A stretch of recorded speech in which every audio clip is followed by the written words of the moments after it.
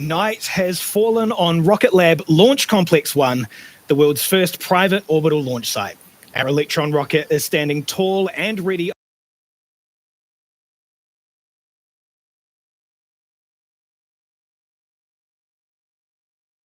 and our sixth mission of the year, scheduled for liftoff at 19:28 local or 7:28 UTC. It's bright and early for our Eastern and Pacific viewers, with a liftoff time set for 03:28 Eastern and 28 minutes past midnight Pacific. My name is James Rattray. And I'm Kim Thompson. We're looking forward to another liftoff tonight for NASA. Today is the first of two back-to-back launches on Electron that we're undertaking for NASA's Prefire mission, a climate change-focused mission to measure heat loss from the coldest regions of our planet.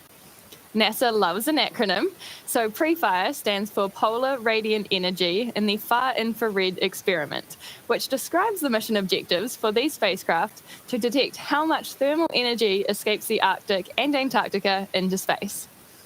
We're supporting this NASA mission with two dedicated launches on Electron to carry one satellite each to a 525-kilometer low Earth orbit on a polar trajectory so that the satellites can travel across the polar regions to make their heat loss measurements. That's right. Today's Ready, Aim,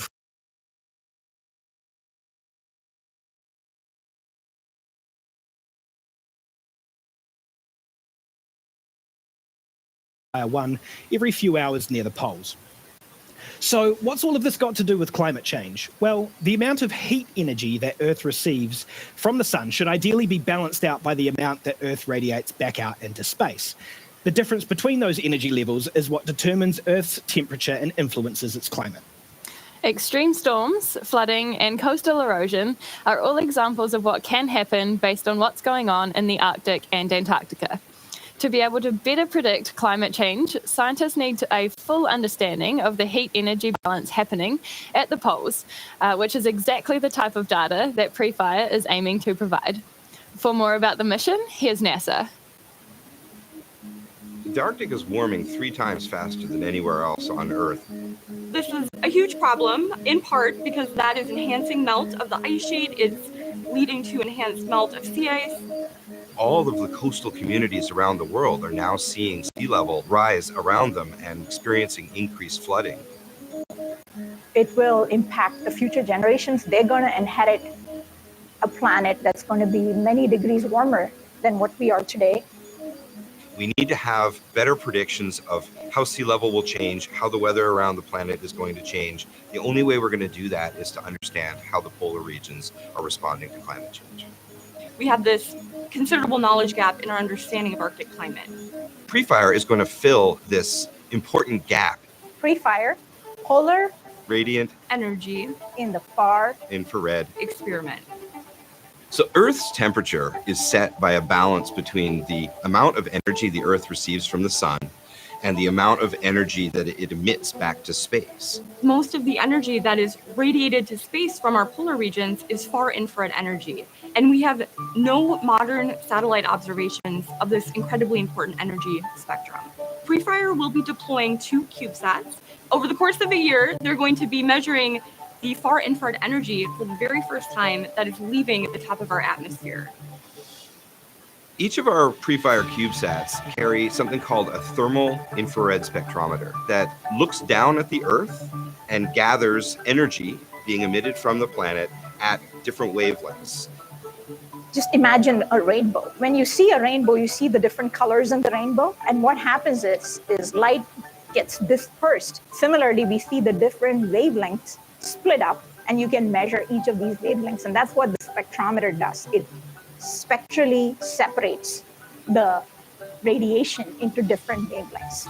These wavelengths were going to give us really important information about how the surface is changing in the polar regions, whether that's going from an ice-covered surface to a melted surface, or whether it's going from sea ice to open ocean.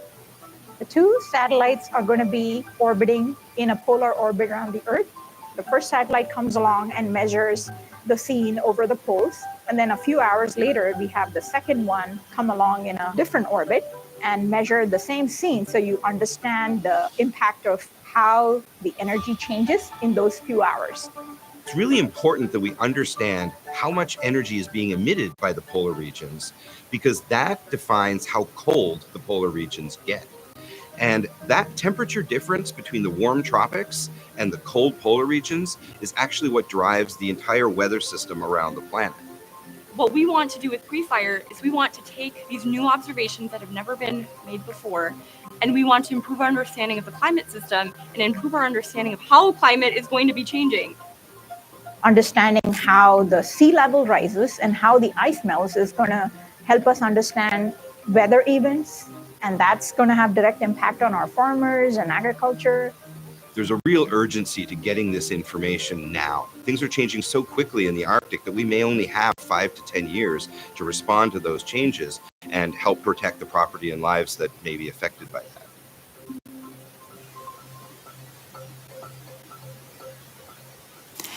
You really can pull off big science with small satellites. This is another great climate change mission by NASA that we can't wait to see launch on Electron.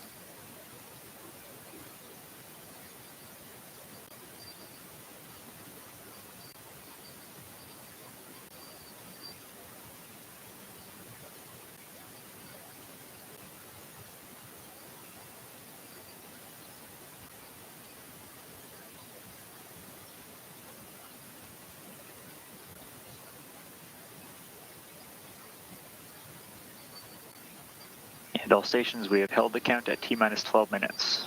Please await further instruction once we get some good data on this winds.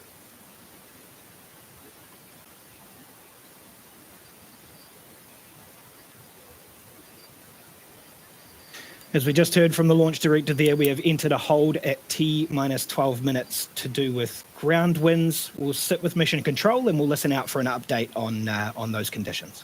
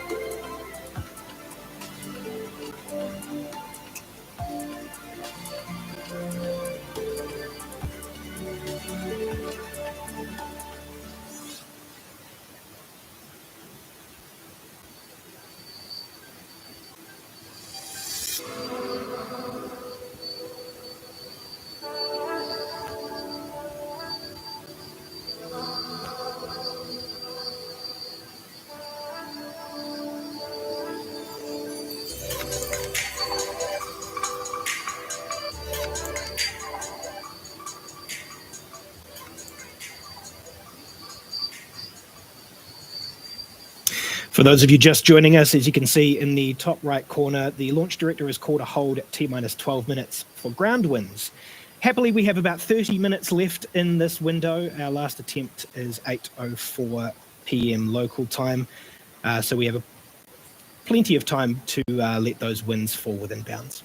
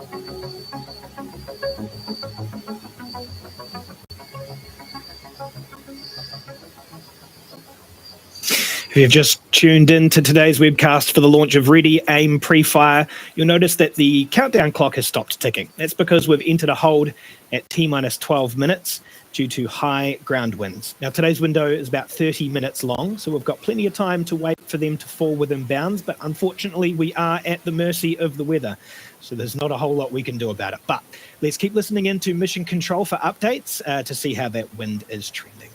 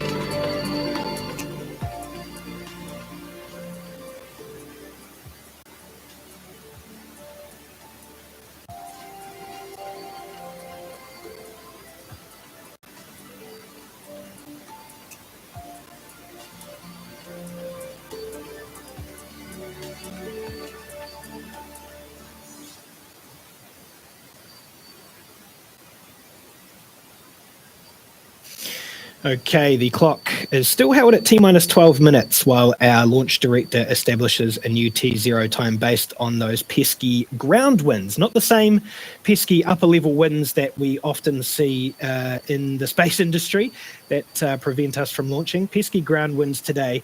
We do have about 25 minutes remaining in the count here, remaining in the window. So there's still plenty of time for those to come well within bounds.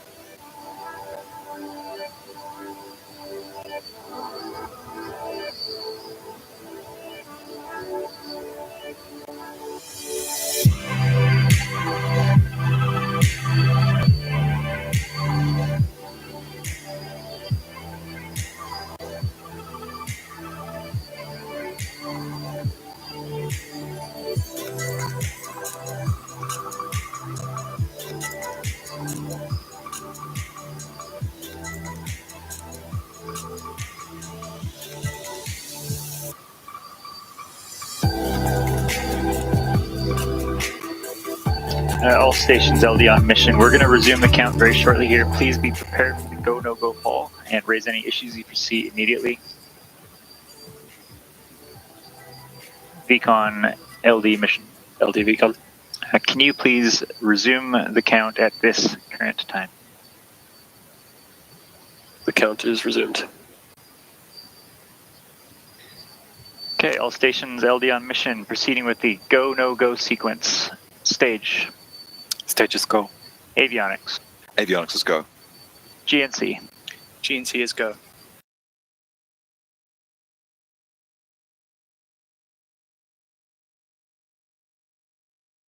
GC is go.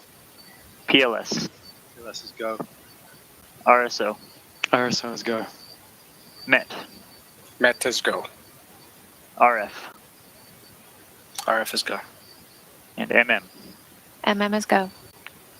LD SUP. LD SUP is go. Okay, all stations, the go, no go sequence is now complete. We are T-minus 11 minutes and 8 seconds and counting. We're go for terminals count auto sequence at T-minus 10 minutes. From this time, the 3-word hold procedure is in effect. And just one note for all stations that we are still tracking these ground winds, so be prepared in case we need to hold.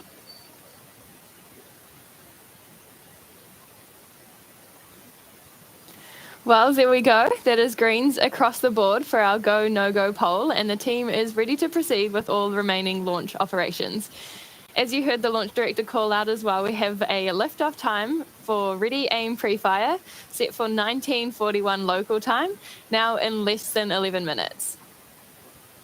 Today's launch for NASA's Prefire mission is the first of 2 back-to-back launches on Electron that will fly out of LC-1. But in a bit of a coincidence, this time in May last year, we had the first of 2 rockets on the pad for back-to-back launches for another NASA climate science mission, the Tropics mission, to monitor for hurricanes and tropical cyclones.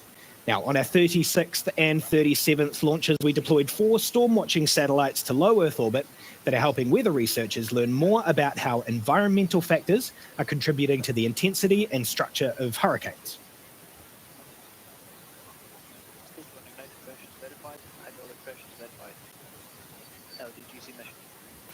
This animation from NASA shows data that the Tropics satellites collected for some of the first storms of the Eastern Pacific hurricane season last year.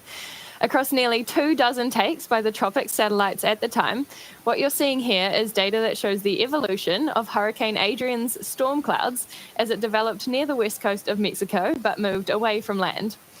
Our 2 launches for the Tropics mission were a great example of how we support important science causes with responsive launch on Electron that gets satellites to exactly where we caught up with mission manager Rebecca Sutton to take a look back.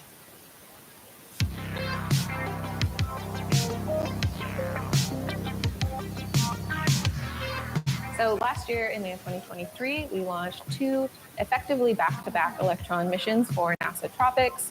The payloads on these missions were climate change payloads monitoring hurricane patterns. And for Prefire, we're also doing 2 effectively back-to-back missions with 2 separate Electrons going to a bespoke orbit with climate change spacecraft. Prefire specifically will be monitoring the far infrared waves over the poles, which helps us gather data on ice melting and heat releasing into the atmosphere and better predicting climate change patterns. We have to be responsive both from a hardware perspective and from a mission design perspective. Tropics needed to base their second mission design on the first, and that was us being responsive after that first launch. But to have 2 rockets fully available and tested ahead of time, I think was quite a feat for the team, both on Tropics and for Prefire. We've got all the hardware there before the first mission has launched. We do have a long history of hitting our orbital insertions quite accurately, and especially for things like Prefire, where that inclination change is very, very small. That's really hard to hit, and so we are confident in getting that small but very important target for the customer. The team at Rocketlab loves these science missions that are pertaining to climate change. That's really a global effort, and I think a lot of the team feel very connected to these science missions because they know that they're helping the world as a whole. We're excited to be routinely launching payloads for the growing science community around the world. All right, taking a look at the clock now, we're at T-minus 7 minutes and 20 seconds into the count. All is going smoothly so far across launch operations, just tracking those ground wins. The team is ready, the payload is ready, and Electron is ready for today's NASA Prefire launch. Today's mission marks our 48th launch, with our next Prefire launch after this one, bringing us just shy of 50 Electron launches. Our pace for Electron launches every year has accelerated since our first mission in 2017, with almost every year since becoming a record year of launches compared to the one before. Ready Aim Prefire will launch on a southern trajectory at a 97.5 degree inclination to a 525 kilometer low Earth orbit. The vehicle you see on the pad there is an 18-meter 2-stage to orbit rocket made of carbon composite material throughout its main structures, which is what gives Electron its black appearance. Apart from its looks, of course, carbon composite construction helps to decrease Electron's mass by as much as 40% compared with traditional aluminium structures. Weighing about a ton in dry mass, once fully fueled with its liquid oxygen and kerosene propellants, Electron reaches a liftoff mass of 13 times that to get the rocket and its payloads through Earth's atmosphere and into space. Powering that first stage are 9 Rutherford engines, each of them 3D printed and powered by batteries. With individual capability of up to 5,600 pounds of thrust at sea level, combined, the 9 engines produce around 50,600 pounds of thrust to achieve liftoff. Once Electron has made it to space, its separation system employs pneumatic pushes to separate the first stage from the second, which has a single space-optimized Rutherford engine that powers the mission the rest of the way to orbit. Shortly after the Stage 2 Rutherford engine lights up, Electron separates its fairing, or nose cone, which you can see at the top of the rocket on your screen. This is what surrounds and protects NASA's satellite aboard our orbital transfer vehicle called the kick stage.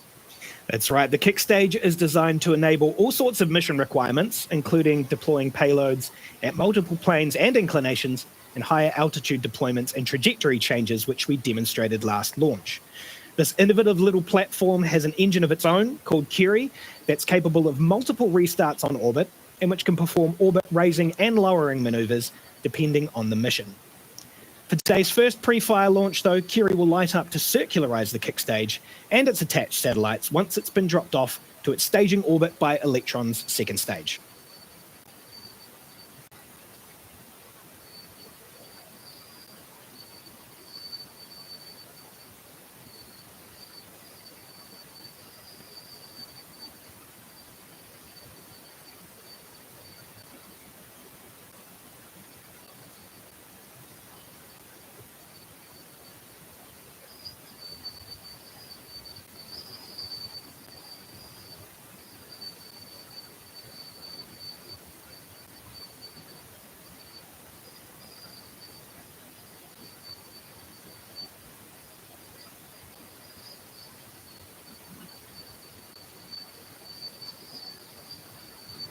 LD-GC mission.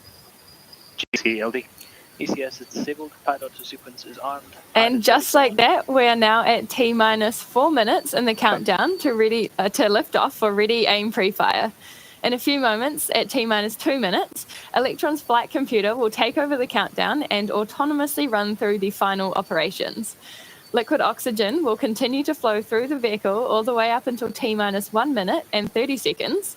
We should hear a call out from Mission Control when that happens, who will indicate that the lock system is in recirculation. Shortly after that, we should hear confirmation that Electron's first and second stages are fully pressurized and ready for launch. And then it's through to T-10 seconds and the countdown to liftoff by our launch director. We're going to hand it over now to Mission Control to listen in on those calls.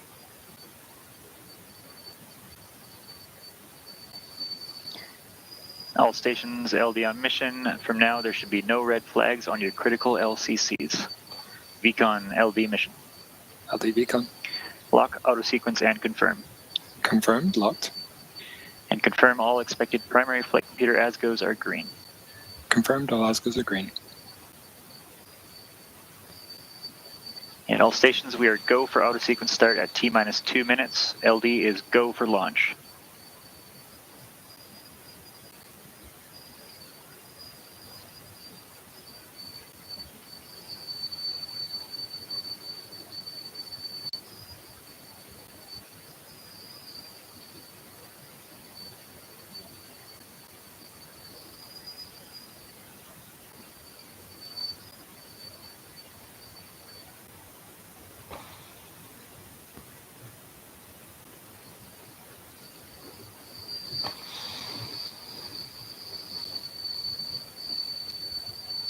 Vehicle is fully on internal power. AFTS is green and enabled for flight.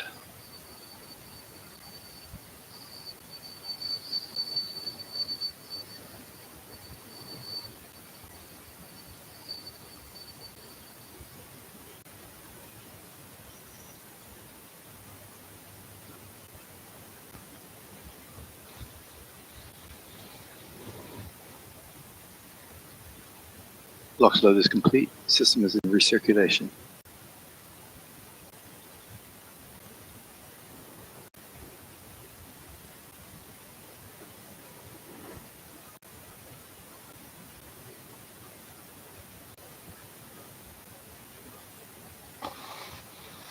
Anti-geysering is disabled.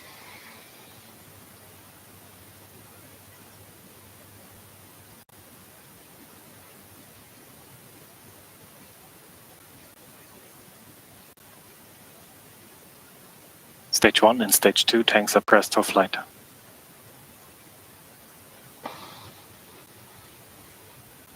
High flow engine purge is enabled.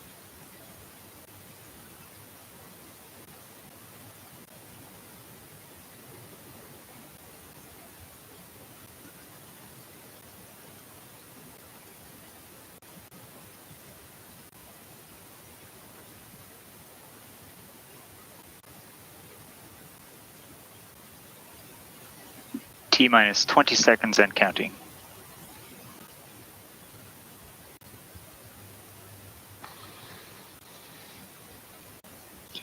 Ten, 9, 8, 7, 6, 5, 4, 3, 2, 1.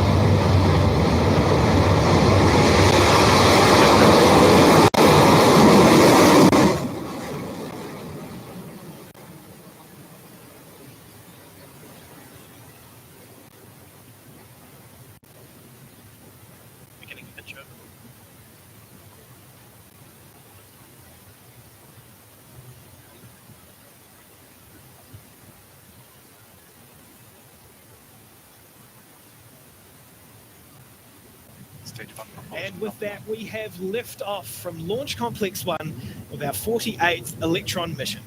Ready Aim Prefire is in the air and on its way to space with its NASA payload.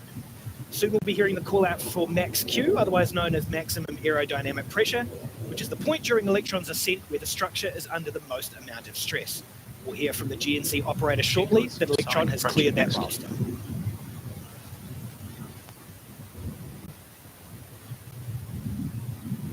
High voltage battery discharge is nominal.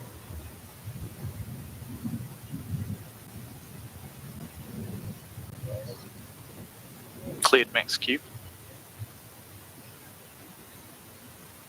And that was the Max Q milestone, passed cleanly through by Electron as it carries on its mission to orbit for NASA. We're now at over 18 kilometers in altitude and moving at over 2,400 kilometers an hour. Next up will be 3 actions that are performed by Electron back to back to back. The first is main engine cutoff on the first stage, when all 9 Rutherford engines will shut Guidance down. is nominal. Next is stage separation, when the booster disconnects from stage 2. And then we will have second stage engine ignition, when the Rutherford engine on the second stage lights up to carry on with the mission. Those callouts should be heard as MECO, stage separation, and second stage ignition. Let's listen in now.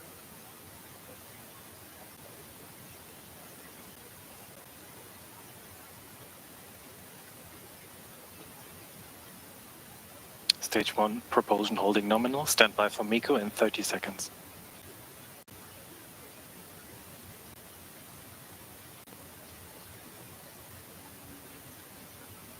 "15 seconds to staging. Entered burner detect mode.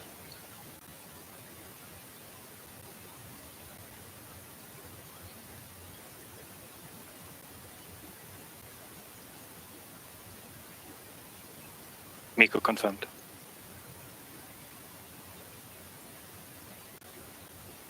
Stage separation successful.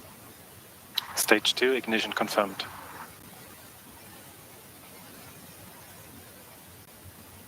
MECO, stage separation and engine start on that second stage.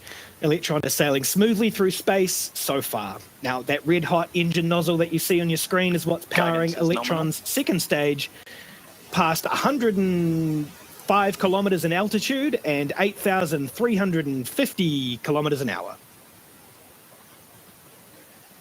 High voltage battery discharge nominal. Now, although Electron is moving at over 7 times the Stage 2 speed of propulsion sound, there's nominal. very little resistance in the vacuum of space. So the next major milestone coming up is fairing jettison, where the 2 halves of the rocket's nose cone will separate and fall back to Earth. On missions like this, where the payload is a tiny portion of our overall mass, we leave the fairing connected for a little while longer than usual. And we should see that fairing jettison occur just after 4 minutes, and hopefully we'll get a good shot of them separating and falling on their way back to Earth.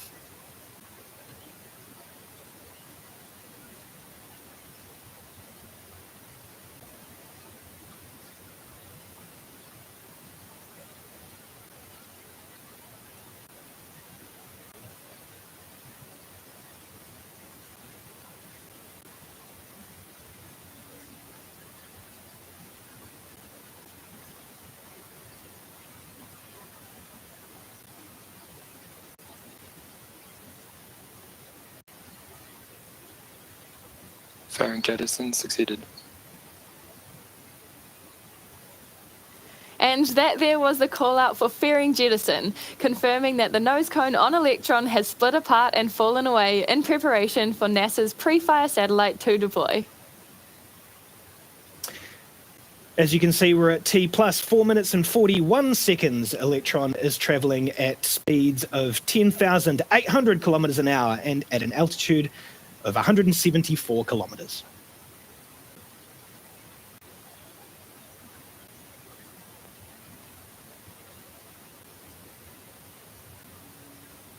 Stage 2, propulsion nominal.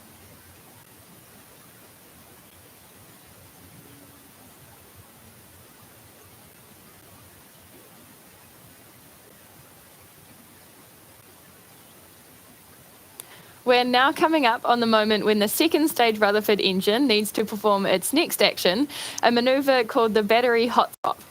This is a move unique to our Rutherford engine. Since its pumps are powered by batteries, by this point in the journey, we need to swap out the draining battery packs for a fresh set of new ones that will keep the engine running. The old batteries will be ejected, and you can usually see that happen on your screen. So keep an eye out on the shiny object on the right of your screen just after 6 minutes into the mission.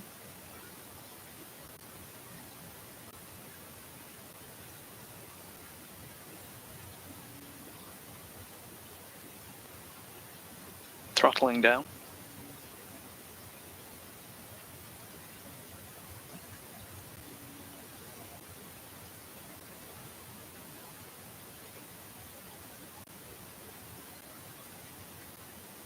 Hot swap successful.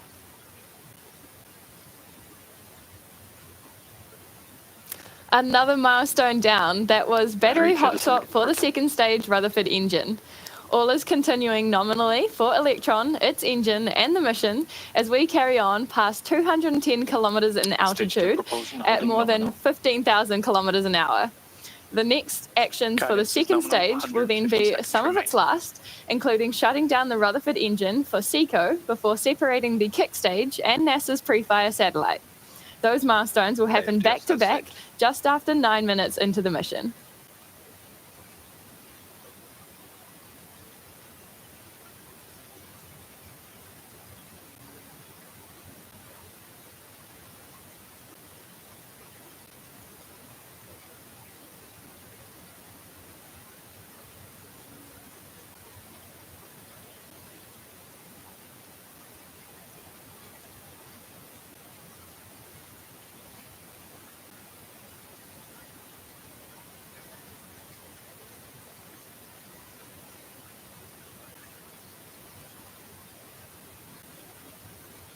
HVV battery discharge holding nominal.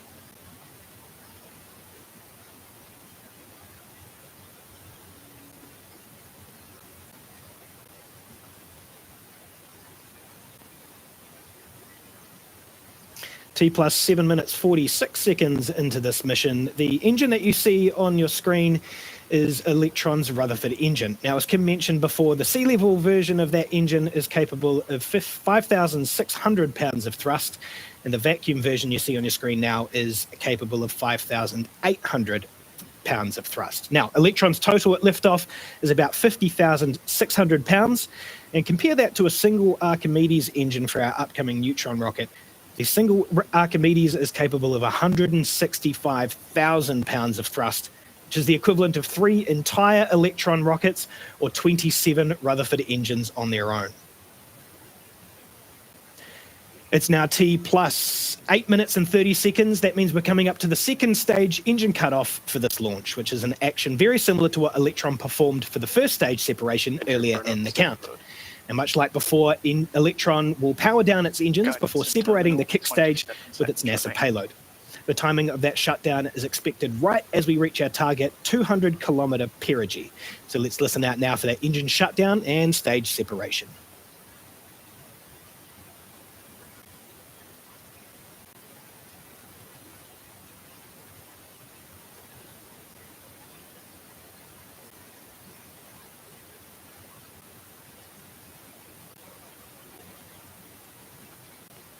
SECO confirmed.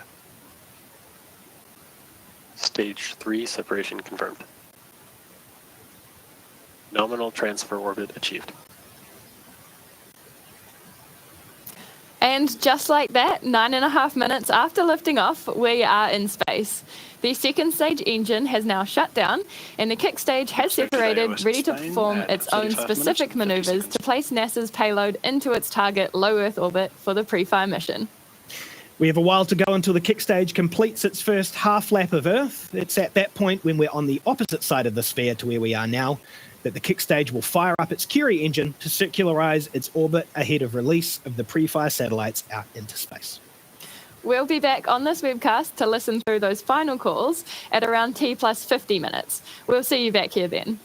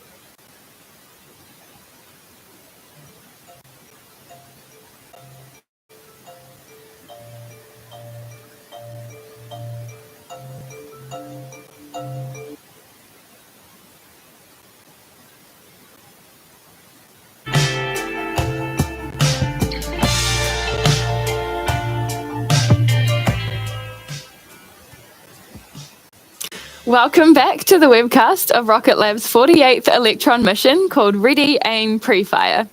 Earlier this evening, Electron lifted off of the pad from Launch Complex 1 with its NASA satellite on board for its Prefire mission, a mission to monitor the heat loss to space from the Arctic and Antarctica to better predict climate change. After completing all the usual mission milestones like max Q, stage separation between stages 1 and 2, fairing separation, and stage separation between the second stage and the kick stage, we're now at the final moments of the mission before our kick stage deploys the NASA satellite to space. Just now, the kick stage has reached its 525-kilometre apogee above Earth.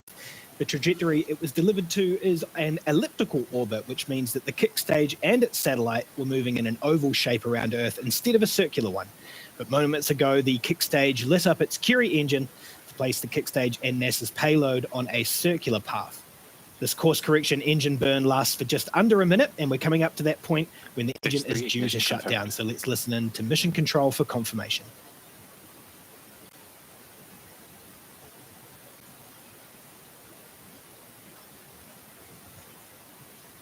Stage 3 propulsion is nominal.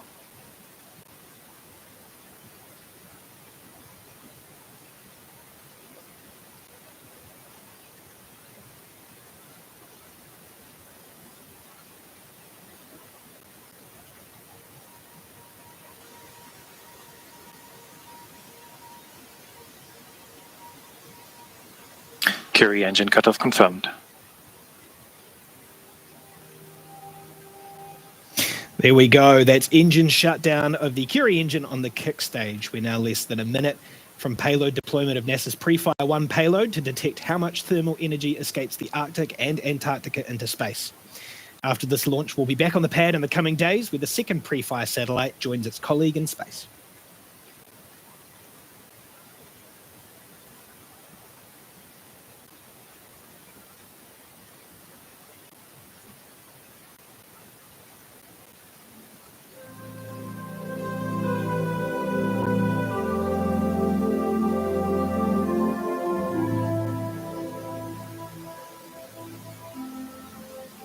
Prefire 1 deployment confirmed.